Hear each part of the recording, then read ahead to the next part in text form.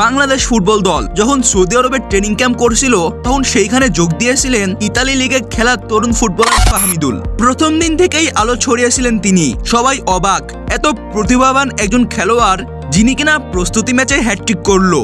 দলের সবাই নিশ্চিত ছিল ভারতের বিপক্ষে ম্যাচের স্কোয়াডে তার জায়গা নিশ্চিত, কিন্তু আজ যখন বাংলাদেশ দল দেশে ফিরে এসেছে ফাহমিদুল নেই, তিনি ফিরে গিয়েছেন ইতালি। তাকে স্কোয়াড থেকে বাদ দেওয়া হয়েছে। প্রশ্ন একটাই, কেন? যে খেলোয়াড় ট্রেনিং ক্যাম্পে সেরা পারফর্মার ছিল, যে খেলোয়াড় প্রস্তুতি ম্যাচে হ্যাটট্রিক করেছে, যে খেলোয়াড় ইউরোপে ফুটবল খেলছে, সে কি করে বাংলাদেশ দলে জায়গা পেল না? শোনা যাচ্ছে ফাহমিদুলের বয়স নাকি কম।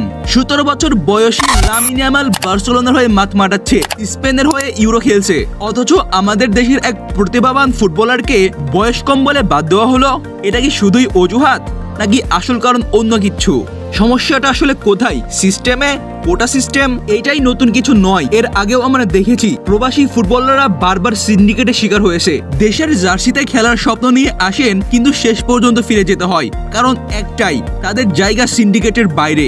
এভাবে কি বাংলাদেশ ফুটবল এগোবে? এভাবে কি আমরা সত্যিকারের প্রতিভাবানদের সুযোগ দিতে পারবো? ফাহমিদুল একা নন, আরো অনেক প্রতিভাবান ফুটবলার হারিয়ে গিয়েছে এই সিস্টেমের কারণে। কোন দিন এই সিন্ডিকেট ভাঙবে? কোন দিন আমরা প্রকৃত প্রতিভার মূল্যায়ন করতে শিখবো? বাংলাদেশ ফুটবল ফ্যান্স, এখনই সময়, আওয়াজ তুলুন, সিন্ডিকেট ভাঙুন।